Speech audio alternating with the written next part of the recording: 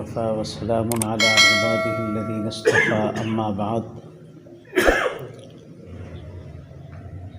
بسم الله الرحمن الرحيم قال النبي صلى الله تعالى عليه وسلم من لزم الاستغفار جعل الله له من كل ضيق مخرجا ومن كل هم فرجا ورزقه من حيث لا يحتسب صدق رسول اللہ صلی اللہ علیہ وسلم۔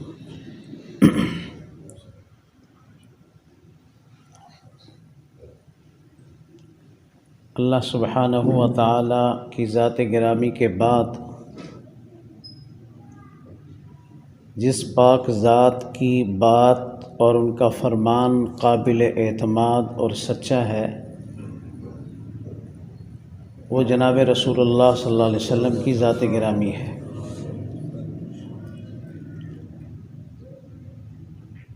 اللہ سے بڑھ کر تو کوئی بھی کائنات میں سچا اور اصدق نہیں ہے۔ مخلوق کے اندر سب سے زیادہ سچ بولنے والے اور کہنے والے فرمانے والے حضرات انبیاء علیہ السلام ہیں، ان میں بھی سر فہرست حضور صلی اللہ علیہ وسلم کی ذات گرامی ہے۔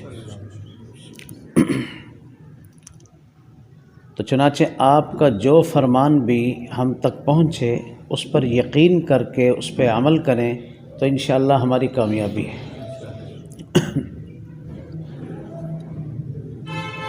یہ نہیں ہو سکتا کہ حضور اقدس صلی اللہ علیہ وسلم نے ایک بات فرمائی ہو، حکم دیا ہو اور اس میں امت کا نقصان ہو، ہمارا نقصان ہو، ہمیں خسارہ ہو، یہ نہیں ہو سکتا۔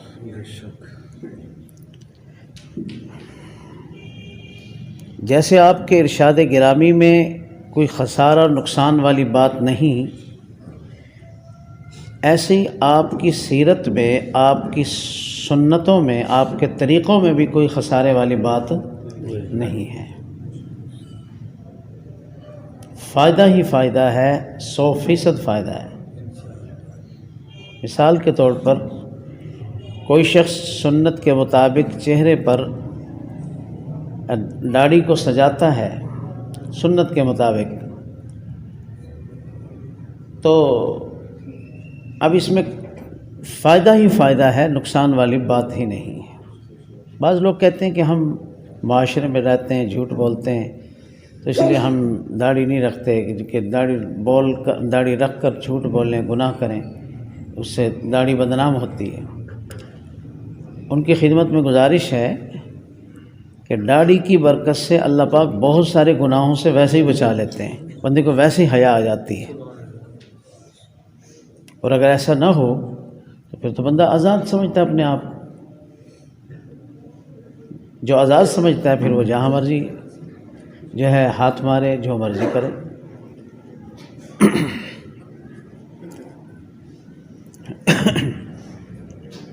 یہ داڑھی والوں کے لیے ضروری ہے، جن کا چہرہ متشرع ہے، شریعت کے مطابق ہے، ان کے لیے ضروری ہے کہ وہ داڑھی کو، سنت رسول اللہ صلی اللہ علیہ وسلم کو بدنام نہ کروائیں۔ کوئی ایسا زبان سے بول کے یا ایسا کام کر کے آپ صلی اللہ علیہ وسلم کی سنت کا ادب ایک یہ بھی ہے کہ اپنا کوئی ایسا عمل اور کوئی ایسی بات نہ ہو جس میں آپ صلی اللہ علیہ وسلم کی یہ مبارک سنت بدنام ہو، سنت والے بدنام ہوں۔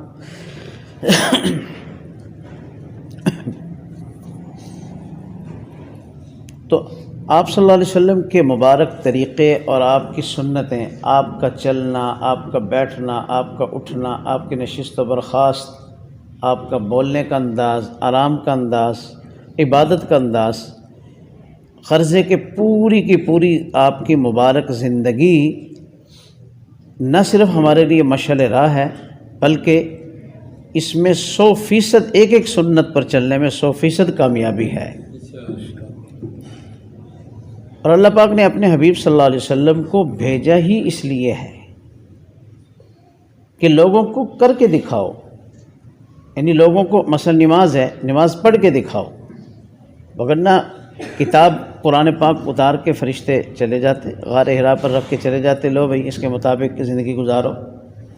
آپ صلی اللہ علیہ وسلم کو بھیجا، 1,00,000 کم و بیش 24,000 انبیاء کو مبعوث فرمایا کہ جو وہ عمل کریں گے وہ امت کے لیے، ان کی امت کے لیے، ان کی قوم کے لیے وہ ایک مثالی عملی ایک نمونہ ہوگا، ان کا عمل ایک نمونہ ہوگا۔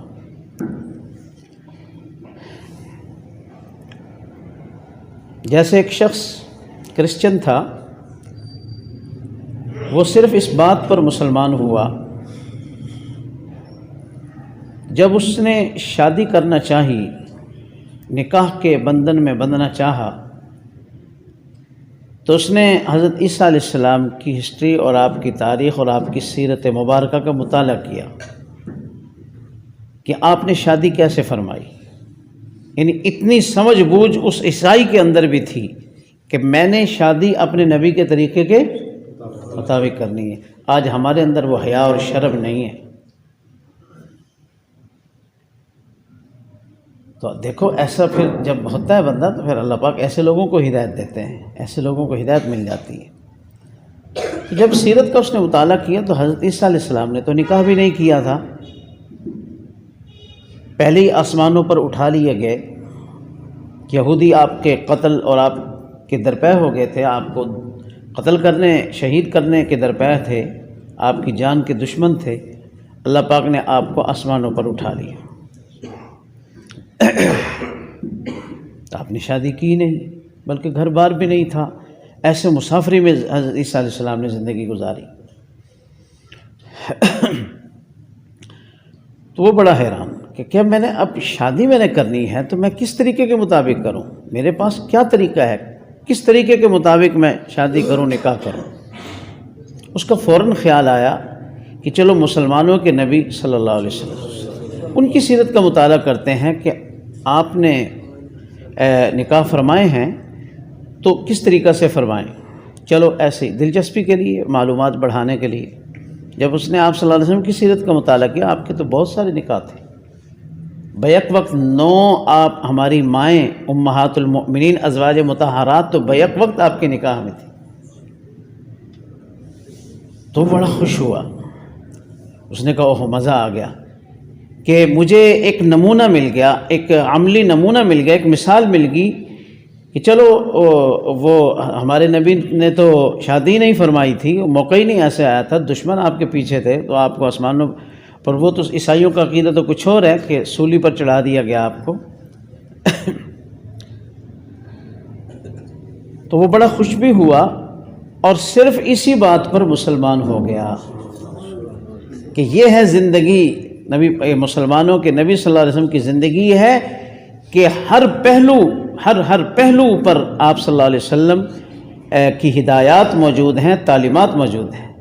لیکن ہمارے لیے بحیثیت امت بہت بڑی بدقسمتی کی بات ہے، بہت بڑی بدقسمتی کی بات ہے کہ ہم نے ان کے طریقوں کو چھوڑ دیا ہے۔ اگر ہیں بھی صحیح 2-4 طریقے اپنائے بھی، بس باقی ختم، بس نماز پڑھ لی، داڑھی رکھ لی، بس کافی۔ باقی زندگی آپ صلی اللہ علیہ وسلم کی باقی جو مبارک زندگی ہے وہ کس نے اپنانی ہے؟ یہی لے لیں، شادی بیاہ اور فوتگی ہے، شادی بیاہ ہے، یہ کسی اور کے طریقے پر ہم نے چلنا ہے، ہندوؤں کی رسمیں اپنانی ہم نے۔ دیکھو نا، ایک ہی دفعہ کہتے ہیں نا، ایک ہی دفعہ موقع ملتا ہے، جیسے بعض لوگ کہتے ہیں جی ایک ہی خوشی کا موقع ہے جی، وہی تم جناب ہمیں کرنے نہیں دیتے ہو۔ تو اللہ پاک نے بھی ایک ہی دفعہ آزمانا ہے کہ ایک بیٹا ہے اس کا، دیکھتے ہیں کہ یہ میرے نبی صلی اللہ علیہ وسلم کے تعلیمات کے مطابق کرتا ہے یا ہندوؤں والی رسمیں اپناتا ہے یا اپنی مرضی کرتا ہے۔ اللہ نے بھی ایک ہی دفعہ آزمانا ہوتا ہے۔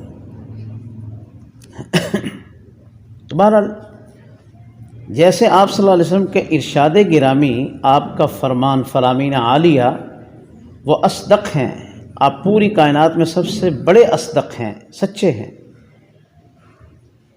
آپ کی سچائی کا عالم، صداقت کا عالم تو یہ تھا کہ آپ کے دشمن بھی وہ آپ کو صادق اور امین کہتے تھے۔ آپ کے دشمن بھی آپ کو صادق کہتے، خوبی وہ ہے جس کی دشمن بھی جس کا اعتراف کرے۔ خوبی تو ساری ہوتی ہے، لیکن اس خوبی کا کیا کہنا کہ دشمن بھی مجبور ہو جائے تعریف کرنے پر، وہ کمال کی خوبی ہے۔ آپ کے اندر کوئی ایسا وصف ہو، اللہ نہ کرے دشمنی تو پھر ہوتی ہیں، ہر جگہ ہی ہوتی ہیں، جب انبیاء کے دشمن ہیں تو اولیاء کے دشمن ہوتے ہیں، تو باقی تیری میری کیا حیثیت ہے؟ تو آپ کے اندر کوئی خوبی ہوگی، اگر دشمن سمجھدار ہوگا، انصاف پسند ہوگا، وہ اس خوبی کا اعتراف کرے گا، یار اس بندے کے اندر یہ خوبی ہے، مخالف ہونے کے باوجود اعتراف کر رہا ہوگا اس خوبی اور کمال کا جو اس کے مخالف اور دشمن میں پائی جائے گی، اگر وہ منصف مزاج ہوا۔ اکثر تو دشمن ایسے کرتے ہیں کہ عیوب کو اچھالتے ہیں، خوبیوں کو دباتے ہیں۔ دشمنی ایسے ہی کرتے ہیں لوگ کہ عیوب کو اچھالتے ہیں، عیوب کو جو ہے کمزوریوں کو برملا ظاہر کرتے ہیں اور خوبیوں اور کمالات کو چھپا دیتے ہیں۔ جو مخلص ہوتا ہے وہ عیوب کو چھپاتا ہے، جو مخلص ہوتا ہے انسان کا، آپ کا کوئی مخلص دوست ہے، کمزوریوں کو چھپائے گا، آپ کی عیوب کو چھپائے گا، آپ کی خوبی اور کمالات کو لوگوں کے سامنے بیان کرے گا۔ ہاں، خلوت میں تنہائی میں آپ کو سمجھائے گا کہ آپ کے اندر یہ کمی ہے، یہ کمی دور کرو، آپ کے اندر یہ عیب ہے، اس کو دور کرو۔ لوگوں کے سامنے آپ کی خوبی اور کمالات بیان کرے گا جو آپ مخلص ہوگا۔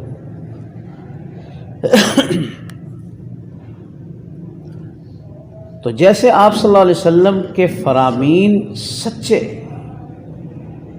اس میں کوئی شک و شبہ کی گنجائش نہیں، ایسے ہی آپ صلی اللہ علیہ وسلم کے مبارک طریقے بھی بالکل صحیح اور 100% ہیں، ان میں ان کے اپنانے میں، ان پر چلنے میں کامیابی ہے، ناکامی والی بات ہی کوئی نہیں ہے۔ وقتی طور پر اگر امتحان آتا ہے، ابتلا آتا ہے تو کوئی مسئلہ نہیں ہے، امتحانات تو آتے رہتے ہیں، امتحان آتے ہیں، ابتلا آتے ہیں، رکاوٹیں آ جاتی ہیں، لیکن آخر کار کامیابی قدم چومتی ہے اس شخص کے جو آپ صلی اللہ علیہ وسلم کی سنت کو اپناتا ہے۔ ایک چھوٹا سا واقعہ ذہن میں آ گیا، آپ کے گوش گزار کر دوں۔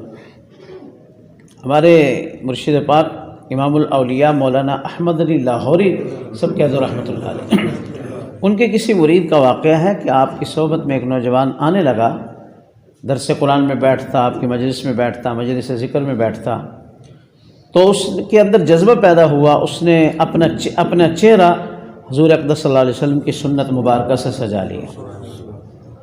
شادی کا موقع آ گیا، بارات لے کر والدین بارات لے کر لڑکی والوں کے گھر گئے، وہ تو انکاری ہو گئے، وہ کہتے ہیں جی ہم لڑکی نہیں دیتے، اپنی نکاح کر کے نہیں دیتے، پہلے اس کی داڑھی منڈواؤ، یہ داڑھی مونڈ دے پھر ہم نکاح کر دیتے ہیں۔ تو اللہ پاک نے تو اسے ہدایت دی تھی، والدین کا بھی بہت پکے لوگ تھے اور وہ بھی نوجوان، اللہ پاک نے اس کو سمجھ دی تھی، انہوں نے کہا یہ کام تو نہیں ہو سکتا، آپ نہ دیں، بے شک ہم خالی چلے جائیں گے، یہ بظاہر ایک تھوڑی سی بےزتی اور انسلٹ ہمیں منظور ہے، لیکن یہ منظور نہیں ہے کہ آپ صلی اللہ علیہ وسلم کی سنت کو ہم ذبح کریں۔ اب سمجھ اللہ پاک نے دی ہے، ہم یہ کام نہیں کرتے۔ چنانچہ جواب ہو گیا، وہ واپس آ گئی۔ واپس جس شہر لاہوری کی بات ہے، ایک محلے سے دوسرے محلے گئے تھے، تو جس گلی سے گزر ہوا تو تھوڑی دیر پہلے وہ گلی میں اپنی بیٹھک کے اندر وہ سارا منظر دیکھ رہا تھا کہ بارات جا رہی ہے، تو تھوڑی دیر کے بعد دیکھا کہ بارات واپس آ رہی ہے اور چہرے مرجھائے ہوئے پریشان لگ رہے ہیں۔ اس نے شخص نے بیٹھک سے نکل کر پوچھا بھائی کیا معاملہ ہے، ابھی تو بارات گئی تھی اور اتنی جلدی بارات واپس؟ انہوں نے بتلایا کہ ایسے ایسے معاملہ ہوا، ہمارے ساتھ یہ ہوا۔ اس نے جو ہے سب کو ان کا میں آپ کو پانی وغیرہ پلاتا ہوں، بیٹھک میں بٹھا دیا سب بارات والوں کو، جتنے بھی 5-10 بندے ہوں گے، اتنے لوگ جاتے تھے، یہ تو اب رسم و رواج ہے نا جی، گاڑیاں بھر بھر کے لے جانے، سب کو وہ بٹھا دیا اور بچوں سے کہا کہ سب کو پانی پلائیں۔ گھر میں اوپر اپنی جا کے اہلیہ سے مشورہ کیا کہ جنت گھر میں آئی ہوئی ہے، جنت گھر میں آئی ہوئی ہے۔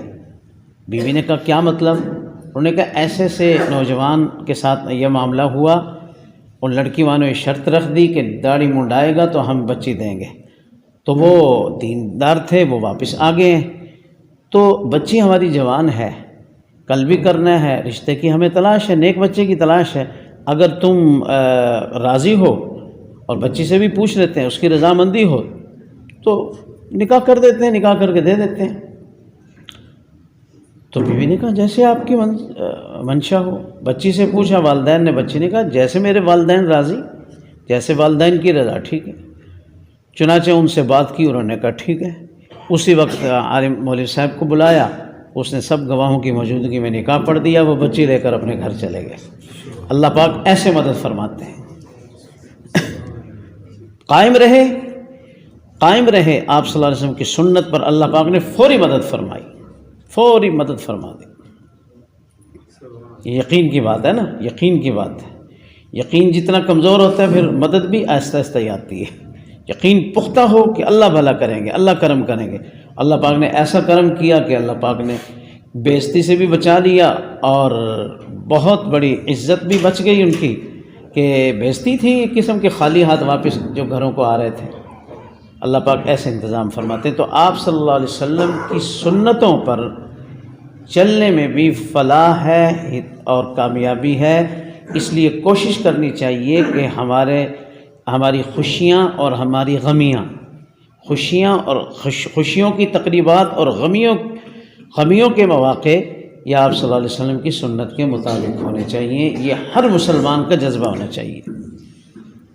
یہ کسی فرقے کی بات نہیں ہے کہ فلاں فرقے سے تعلق رکھنے والے ہیں اس لیے باتیں کر رہے، کوئی ایسی بات نہیں۔ ہر بحیثیت مسلمان آپ صلی اللہ علیہ وسلم کی امت کی حیثیت سے، سب ہم امت میں داخل ہیں اور امت کے خاص افراد میں داخل ہیں جب ہم نے کلمہ پڑھ لیا۔ امت تو کافر بھی ہیں لیکن وہ امت دعوت ہے، ہم امت اجابت ہیں۔ ہم نے آپ صلی اللہ علیہ وسلم کی دعوت کو قبول کیا، مسلمان ہو گئے، ہم آپ کے خاص امتی بن گئے۔ ہمارا یہ حق اور فرض ہے کہ آپ کے طریقوں کو ہم زندہ کریں، اپنی زندگیوں میں لائیں، اپنے گھروں میں لائیں، کوشش کریں اس کی جتنی ہو سکے۔ تو چنانچہ آپ صلی اللہ علیہ وسلم کا فرمان گرامی ہے جو میں نے خطبہ میں تلاوت کیا، جس کی طرف میں آپ کو لانا چاہ رہا تھا، درمیان میں کچھ باتیں آ گئی، اللہ نے شاید ہماری بہتری کے لیے یہ باتیں نکلوا دی، مگر نہ پہلے ذہن میں نہیں تھی۔ تو اس کائنات کی، اللہ پاک کی مخلوق میں سب سے بڑے سچے شخص نے، جو کائنات میں سب سے بڑا سچا انسان ہے، اصدق ہے، ٹھیک ہے، انہوں نے ارشاد فرمایا من لزم الاستغفار، جس شخص نے استغفار کو لازم پکڑ لیا، لازم پکڑنے سے مراد یہ ہے کہ ہمیشہ کیا، یہ نہیں کہ آج جوش چڑھا، بیان سنا، 500 استغفار ہو گیا، بیٹھ کے 500 استغفار کیا، کل کو 5 دفعہ بھی نہیں کیا، ٹھیک ہے، کسی دن جوش چڑھا، آپ کو غلطیاں یاد آئی، اپنی گناہ یاد آئے تو 500 1000 دفعہ کر لیا، اگلے دن میں 100 بھی نہیں کیا۔ من لزم الاستغفار، جس نے استغفار کو لازم پکڑا یعنی ہمیشہ اس نے اللہ کے حضور معافی مانگی اور استغفار کرتا رہا، روزانہ کچھ دیر بیٹھ کر اپنے گناہوں کی اللہ سے معافی مانگتا تھا، استغفار کرتا تھا۔ جعل اللہ لہ من کل ضیق مخرجا ومن کل ہم فرجا، اللہ تبارک و تعالی ہر تنگی سے اس کے لیے ایک راستہ نکال دیں گے اور ہر پریشانی سے نکلنے کا حل نکال دیں گے۔ من کل ضیق، ہر تنگی، ہر قسم کی تنگی، کو خاص تنگی مراد نہیں ہے یہاں پہ، ہر قسم کی، دنیا کی ہو یا آخرت کی ہو، دنیا کی پریشانی ہو یا آخرت کی ہو، روحانی ہو جسمانی ہو، جو بھی اس کو مسئلہ ہے، پریشانی ہے، الجھن ہے، اللہ اس الجھن سے، پریشانی سے اس کو نکال دیں گے۔ اب بتلائیں ہم اپنے معاشرے کے اندر کتنی الجھنوں میں ہیں، کتنے مسائل میں ہیں، کتنی پریشانیوں میں، ہر بندے کی پریشانی الگ ہے، ہر کا مسئلہ الگ ہے، وہ حل ہی نہیں ہو رہا، سال سے حل نہیں ہو رہا۔ تو نبی علیہ السلام نے فرمایا کہ جس شخص نے استغفار کو ہمیشہ کیا، اس کو لازم پکڑ لیا، تو اللہ پاک اس کو ہر پریشانی سے بچائیں گے اور ہر ہم سے، ہر غم سے اس کو نکلنے کا راستہ اس کے لیے بنا دیں گے، ہر پریشانی سے نکل جائے گا۔ صرف یہی نہیں ہے، وَرَزَقَهُ مِنْ حَيْثُ لَا يَحْتَسِبُ، اللہ اسے ایسی جگہ سے رزق دیں گے کہ اس کے وہم و گمان میں بھی نہیں تھا کہ ایسے بھی رزق مل سکتا ہے۔ من حیث لا یحتسب، اس کے وہم و گمان میں بھی نہیں ہوگا، ایسی جگہ سے رزق دیں گے۔ بندے کا جو کام ہوتا ہے نا، جو کام کر رہا ہوتا ہے، مثلا دکان ہے، اسے پتہ ہے اس سے روزی آئے گی، ملازمت ہے، اسے پتہ ہے اس سے جو ہے اس جاب سے مجھے آمدن ہوگی، مزدوری کر رہا ہے، اسے پتہ ہے یہاں اس کے علم میں ہے کہ اس سے مجھے یہ میری روزی کا ذریعہ ہے، نبی علیہ السلام نے فرمایا کہ جس شخص نے استغفار کیا اللہ اس کو ایسی جگہ سے رزق دیں گے جہاں سے عموماً رزق نہیں آیا کرتا جہاں سے عموماً رزق نہیں ملا کرتا اور نہ کسی کے وہم و گمان میں ہوتا ہے، اللہ ایسی جگہ سے اسے رزق عطا فرمائیں گے۔ تو یہ استغفار کے فوائد میں ہے۔ استغفار کا سب سے بڑا فائدہ یہ ہوتا ہے کہ نبی علیہ السلام نے فرمایا دوسرے مقام پر کہ اس شخص کی استغفار کرنے والے کی گناہوں کی معافی ہو جاتی ہے اور بخشش کر دی جاتی ہے۔ اصل میں جو مسائل اور الجھنیں ہوتی ہیں وہ گناہوں کی وجہ سے ہوتی ہیں، یاد رکھیں۔ جس کو جو پریشانی ہوتی ہے یا تو وہ ابتلا اللہ کی طرف سے آزمائش ہوتی ہے یا پھر اپنے گناہوں کی وجہ سے الجھنیں، مسائل، پریشانیاں جو حل نہیں ہو رہی ہوتی۔ گناہ ختم ہوں تو وہ پریشانیاں ختم ہوں۔ تو جب استغفار کرتا ہے تو استغفار کی برکت سے گناہ صاف ہوتے ہیں، گناہ معاف ہوتے ہیں۔ جب گناہ معاف ہو گئے تو پریشانی آٹومیٹک کیا ہو گئی؟ ختم ہو گئی۔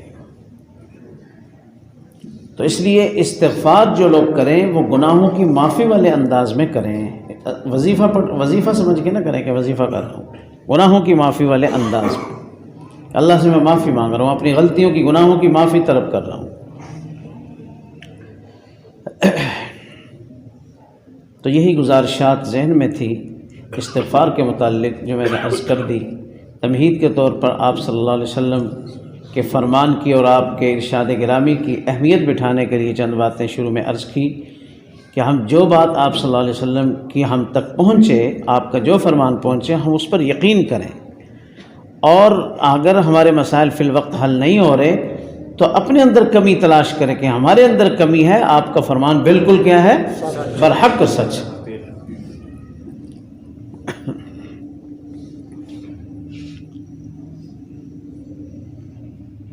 ایک مثال ہے، چھوٹی سی واقعاتی مثال ہے کہ ایک شخص کا نا پیٹ میں تکلیف ہو گئی، صحابہ میں سے آپ صلی اللہ علیہ وسلم سے عرض کیا گیا کہ ان کے پیٹ میں تکلیف ہے، درد ہے، تو نبی علیہ السلام نے فرمایا کہ شہد دو، شہد دو۔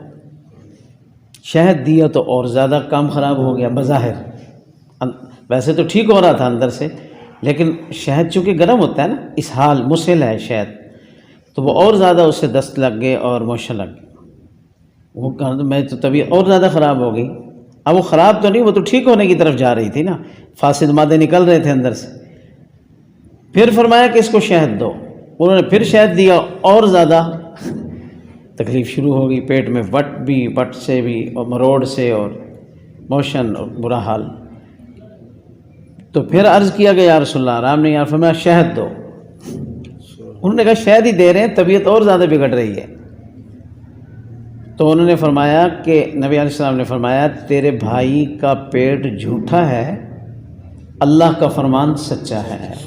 اللہ نے جو فرمایا فیہ شفاء للناس، اس میں لوگوں کے لیے شفا ہے، اللہ کا فرمان سچا ہے، تیرے بھائی کا پیٹ جھوٹا ہے۔ جھوٹے سے مراد ہے کہ اس کو اثر نہیں ہو رہا تو اپنا قصور۔ اچھا، اس کے بعد بالکل سکون ہو گیا۔ اصل میں جو بار بار فرما رہے تھے وہ یہ تھا کہ شہد دو تاکہ فاسد مادے اندر سے نکلیں۔ جب فاسد مادے نکل گئے تو ظاہر ہے وہ دست وغیرہ موشن کے ذریعے نکلنے تھے، تو فاسد مادے نکل گئے، طبیعت بالکل اپنی جگہ پر آ گئی، سکون میں آ گئی۔ اگر وہ اندر رہتے تو پھر وہ گڑبڑ کرتے رہتے، پریشانی ہوتی رہتی۔ تو فرمایا کہ اللہ کا فرمان کیا ہے؟ سچا ہے، تیرے بھائی کا پیٹ جھوٹا ہے۔ یہ ایک بات فرمائی آپ نے، ایک انداز تھا کہ یہ غلط ہے، یہ ہو ہی نہیں سکتا کہ وہ اثر نہ ہو، اس کا اثر لازمی ہوگا۔ تو ایسے نبی علیہ السلام کا فرمان سچا ہے، اگر کسی کو استغفار کرنے سے فائدہ نہیں ہو رہا تو اپنا ہی قصور ہے۔ استغفار نہیں کیا نا، صحیح معافی مانگنے کے انداز میں نہیں کیا، اندر سے کڑا نہیں اپنے گناہوں پر اس کا دل دکھا نہیں ہے، شرمندگی والا انداز نہیں ہے، ندامت نہیں ہے، بس کر رہا ہے، وظیفے کے طور پر کر رہا ہے استغفار۔ ایسے کیسے فائدہ ہوگا؟ جب گناہ معاف ہوں گے استغفار سے تو پھر وہ مصیبتیں پریشانیاں دور ہوں گی، اور پھر ایسی جگہ سے رزق ملے گا کہ آپ کو وہم و گمان بھی نہیں ہوگا۔ تو فی الوقت اگر کسی کو استغفار سے فائدہ نہیں ہو رہا تو وہ اس کا اپنا مسئلہ ہے. نبی علیہ السلام کا فرمان کیا ہے؟ بالکل سچ اور برحق ہے، اور ایک نہ ایک دن اس کا نتیجہ ظاہر ہو کر رہے گا اگر ہمارے اندر کوئی صلاحیت ہوئی. تو اس لیے ہمیں چاہیے، کیونکہ ہم سے ہر وقت خطائیں سرزد ہو رہی ہیں. بعضوں کا پتہ چل جاتا ہے، بعضوں کا تو ہم اتنے نالائق سے لوگ ہیں کہ ہمیں پتہ بھی نہیں چلتا ہم سے کیا کیا غلطی ہو رہی ہے. اہل اللہ کی صحبت میں یہ فائدہ ہوتا ہے جانے کا کہ بندے کو اپنے گناہگار ہونے کا احساس پیدا ہوتا ہے کہ میں تو گناہگار ہوں، میں تو گناہگار ہوں، میں تو ایسا ہوں، میں تو ایسا ہوں. اپنے گناہگار ہونے کا احساس پیدا ہوتا ہے. جب بندے کو اپنے گناہگار ہونے کا احساس پیدا ہو جاتا ہے تو بندہ توبہ کرتا ہے، استغفار کرتا ہے، اللہ کے سامنے روتا ہے، اللہ کو مناتا ہے. اور اگر یہ احساس ہی نہیں ہے کہ میں گناہگار ہوں، میں نیک ہوں، میں تو نیک ہوں، میں تو تہجد گزار ہوں، میں نے تو ایک نماز بھی نہیں چھوڑی، میں نے تو اتنے حج کیے، میں نے تو اتنے عمرے کیے، میں اتنے صدقے خیرات کرتا ہوں، اگر یہ سمجھے گا تو پھر معاملہ گڑبڑ ہو سکتا ہے، معاملہ خطرے میں جا سکتا ہے. اپنے آپ کو گناہگار سمجھنے میں ہی انسان کی خیر ہوتی ہے اور عافیت ہوتی ہے. تو اللہ والوں کے ہاں اس لیے جایا جاتا ہے کہ اپنے گناہگار ہونے کا احساس پیدا ہو جائے کہ میں تو کچھ بھی نہیں ہوں، اور واقعتاً بندہ کچھ بھی نہیں ہے. اللہ پاک کی عظمت کے سامنے کچھ بھی نہیں ہے. اللہ پاک کی شایان شان کون سی ہم عبادت کر رہے ہیں؟ 5 وقت کی حاضری بھی ہم سے صحیح نہیں ہو رہی، صحیح ادا نہیں ہو رہی. عبادت نہیں ہے یہ حاضری ہے کہ 5 وقت حاضری، یہ بھی کما حق ہو نہیں ہو رہی. تو اس لیے استغفار کا مزہ تب ہوتا ہے جب بندہ استغفار کرنے والا اپنے آپ کو گناہگار سمجھے، اپنے آپ کو ذلیل اور حقیر سمجھے اللہ کے سامنے. اور اگر سمجھے گا کہ میں تو نیک ہوں، میں تو فلاں ہوں، تو میں تو ایسا ہوں، میں تو ویسا ہوں، پھر اس سے اگر کرے گا بھی صحیح تو تکلفاً استغفار کرے گا، دل میں وہ بات نہیں ہوگی، نہ اس کے فوائد اسے حاصل ہوں گے. جو نبی علیہ السلام نے فرما دیے کہ جو شخص استغفار کو لازم پکڑے، اللہ ہر تنگی سے اور ہر غم سے اس کے لیے نکلنے کا راستہ بنا دیں گے، اور ایسی جگہ سے رزق دیں گے وہم و گمان میں بھی نہیں ہوگا. ٹھیک ہے. اور ہر قسم کی تنگی دنیا کی بھی ہے اور آخرت کی بھی ہے، یاد رکھنا.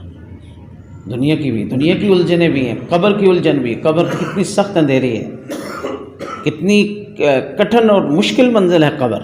قبر سے پہلے موت ہے، موت کی کتنی مشکلات ہیں.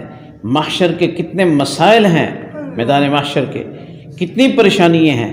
استغفار کی برکت سے دنیا اور آخرت کی ساری پریشانیوں کا حل ہے. اس میں ساری پریشانیاں ختم ہوتی ہیں.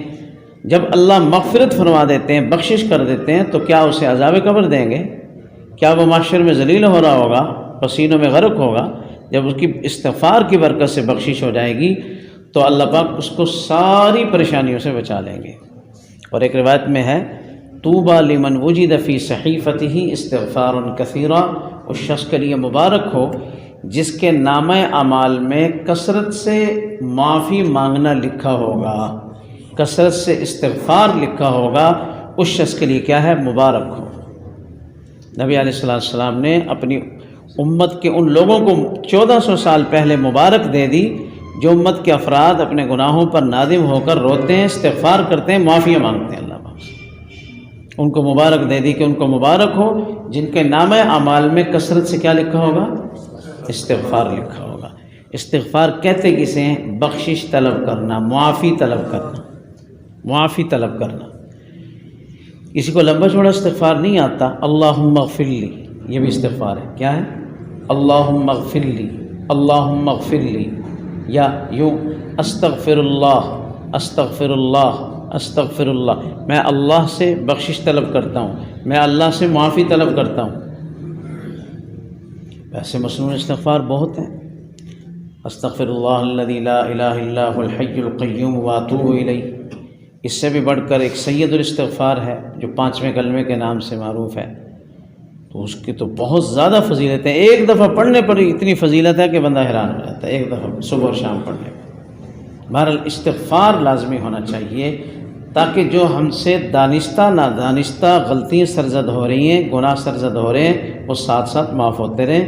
جیسا کہ نبی علیہ السلام نے فرمایا، کل بنی آدم خطاء خیر الخطائین التوابون، سارے کے سارے انسان خطا وار ہیں، بہتر خطا وار وہ ہیں جو توبہ کرنے والے ہیں، استغفار کرنے والے ہیں، جو توبہ کر لیتے ہیں وہ بہتر خطا وار ہیں۔